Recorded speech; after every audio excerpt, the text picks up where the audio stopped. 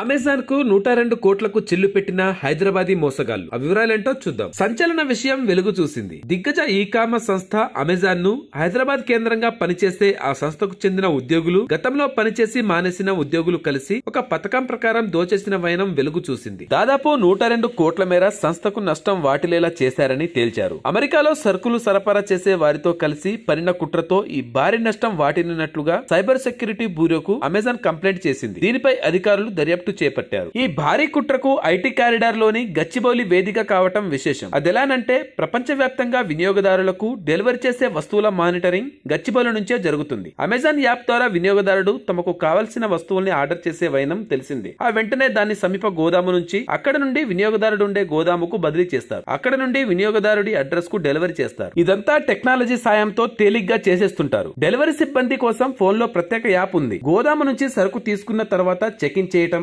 Order పెట్టిన customer కు వస్తువును డెలివరీ చేసిన తర్వాత చెక్అౌట్ చేస్తారు. దీన్ని జీపీఎస్ ద్వారా పర్యవేక్షిస్తుంటారు. హైదరాబాద్ లోని గచ్చిబౌలిలో ఏర్పాటు చేసిన కాల్ సెంటర్ నుంచి ప్రపంచవ్యాప్తంగా అమెజాన్ డెలివరీ కార్యకలాపాలని పర్యవేక్షిస్తుంటారు. దీన్ని రిలే ఆపరేషన్ సెంటర్ గా పిలుస్తారు. డెలివరీ చేసే ప్రతి వ్యక్తికి ఆ రూట్ లో ఉన్న మరో 5 నుంచి 6 వినియోగదారులకు సంబంధించిన వస్తువుల్ని ఇస్తుంటారు. అంటే వారంతా ఆ రూట్ లోని వారికి డెలివరీ చేయాల్సి ఉంటుంది. వస్తువుని డెలివరీ చేయని పక్షంలో ఆ విషయాన్ని యాప్ లో నమోదు చేయాల్సి ఉంటుంది. ఈ విషయాన్ని రిలే సెంటర్ లో ఉన్నవారు నిర్ధారిస్తుంటారు. వస్తువు డెలివరీ కోసం ఎంత దూరం వెళ్లారో లెక్కించి అందుకు తగ్గట్లు ఖర్చులు చెల్లిస్తుంది అమెజాన్. ఈ అంశాన్ని ఆసరాగా చేసుకున్న నిందితుడు మోసానికి తెరతీశాడు. హైదరాబాద్ లోని రిలే ఆపరేషన్ సెంటర్ లో పనిచేసే కొంతమంది ఉద్యోగులకు ఇక్కడ గతంలో పనిచేసి మానేసిన 18 మందిని ప్రలోభానికి గురి చేశారు. అమెరికాలో సరుకుల డెలివరీకి వెళ్లకుండా వెళ్లినట్లుగా నకిలీ ట్రిప్పుల్ని నమోదు చేయించారు. డెలివరీకి వెళ్లగా వినియోగదారులు అందుబాటులో లేరని పేర్కొంటూ రవాణా ఛార్జీల కింద 102 కోట్ల 88 లక్షల 5,418 కోట్లను కొల్లగొట్టినట్లుగా ఆడిట్ టీం గుర్తించింది. ఈ భారీ కుంభకోణంలో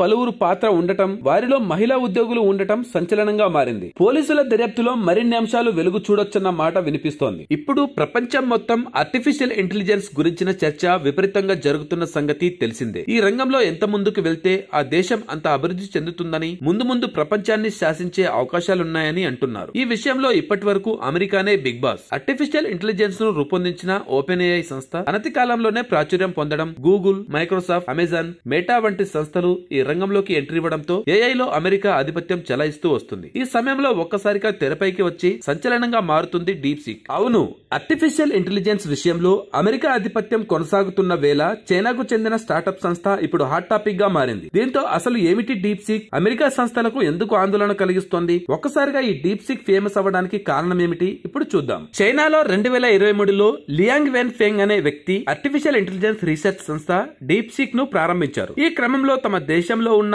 ప్రముఖ యూనివర్సిటీల నుంచి గ్రాడ్యుయేట్లతో ఓ టీమ్ ను ఏర్పాటు చేసుకున్న ఈ సంస్థ తాజాగా R1 పేరిట ఏఐ మోడల్ ను ఆవిష్కరించింది. ఇక్కడ మరో విషయం ఏమిటంటే ఇది పూర్తిగా ఉచితం. మిగిలిన ఏఐ సంస్థలైన ఓపెన్ ఏఐ, క్లాడ్ సోనెట్ వంటి సంస్థలు ఏఐ మోడల్ ను వినియోగించడం కోసం సబ్స్క్రిప్షన్ రూపంలో కొంత మొత్తాన్ని వసూలు చేస్తుండగా, అలాంటిది ఏమీ లేకుండానే, పెద్దగా పరిమితులు షరతులు పెట్టకుండానే ఈ డీప్ సీక్ పూర్తి ఉచితంగా సర్వీస్ అందిస్తోంది. దీంతో ఇది ఒక్కసారిగా వైరల్ అయిపోయింది. ఇది ఎంట్రీతోనే అమెరికా టెక్ పరిశ్రమను కుదిపేసిందని అంటున్నారు. దీని ఫలితంగా ప్రీ మార్కెట్ ట్రేడ్ లో మైక్రోసాఫ్ట్ షేరు 7%, మెటా షేరు 5%తో పాటు ఎన్విడియా షేరు 14% చొప్పున నష్టాల్లో పతనమయ్యాయి. ఇదే సమయంలో నాస్డాక్ కూడా 4% మేర కుంగింది. దీంతో ఇది అమెరికాకు బిగ్ షాక్ అని అంటున్నారు. ఇక ఏఐ చాట్ బాట్ ను వినియోగించుకోవాలనుకునే వారు chat.deepseek.com వెబ్సైట్ లోకి వెళ్లి ఈమెయిల్ ఐడితో లాగిన్ అయితే సరిపోతుంది. వెంటనే డాల్ఫిన్ లోగోతో కూడిన చాట్ పేజీ ఓపెన్ అవుతుంది. ఇంటర్ఫేస్ పరంగా అచ్చం చాట్ జీపీటీని పోలి ఉండే దీనిలో తెలుగులోనూ చాట్ చేయొచ్చు. Donald Trump Coca Cola cool drink ప్రియుడ్ అనే సంగతి తెలిసిందే. ఈ విషయాన్ని గతంలో న్యూయార్క్ టైమ్స్ పేర్కొనగా, ట్రంప్ మంచినీళ్లు తాగడం తాను ఎప్పుడు చూడలేదంటూ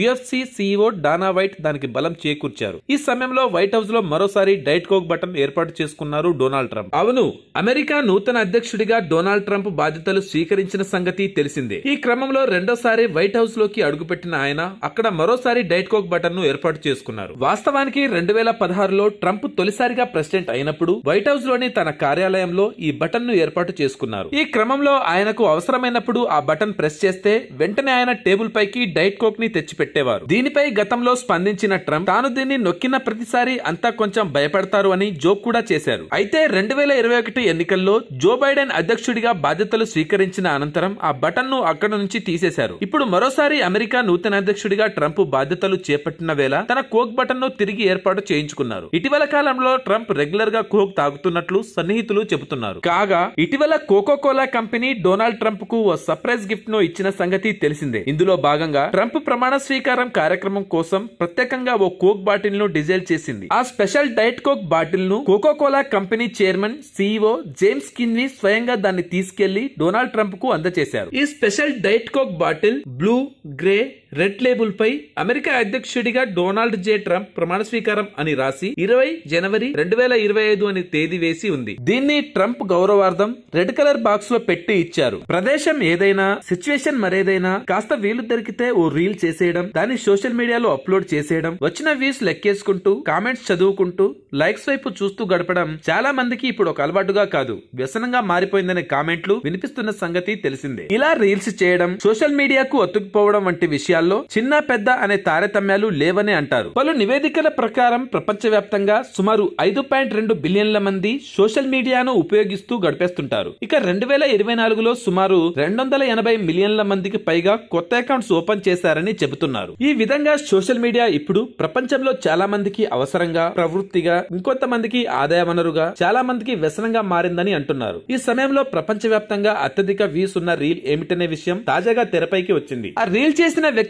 భారతీయుడు కావడం గమనార్హం. అవును, కేరళకి చెందిన వ్యక్తి చేసిన వాటర్ ఫాల్ రీల్ ఇప్పటి వరకు సుమారు 554 మిలియన్ వ్యూస్ సాధించింది. మహమ్మద్ రిజ్వాన్ అనే వ్యక్తి జలపాతం వద్ద ఉన్న రాళ్ల మధ్య ఫుట్బాల్ ను పర్ఫెక్ట్ గా తన్నాడు. ఈ వీడియో నెట్టింట తీవ్ర సంచలనంగా మారింది. ఫలితంగా 55.4 కోట్ల వ్యూస్ తో పాటు 8.4 లక్షల లైక్స్ సంపాదించింది. ఇలా ఇన్ని వ్యూస్ వచ్చిన ఈ రీల్ తాజాగా Guinness book of world records లో కూడా చోటు దక్కించుకుంది. ఈ సందర్భంగా స్పందించిన గిన్నిస్ బుక్ ప్రపంచంలో మరే రీల్ కు ఇన్ని వ్యూస్, లైక్స్ రాలేదని చెప్పుకొచ్చింది. Thanks for watching.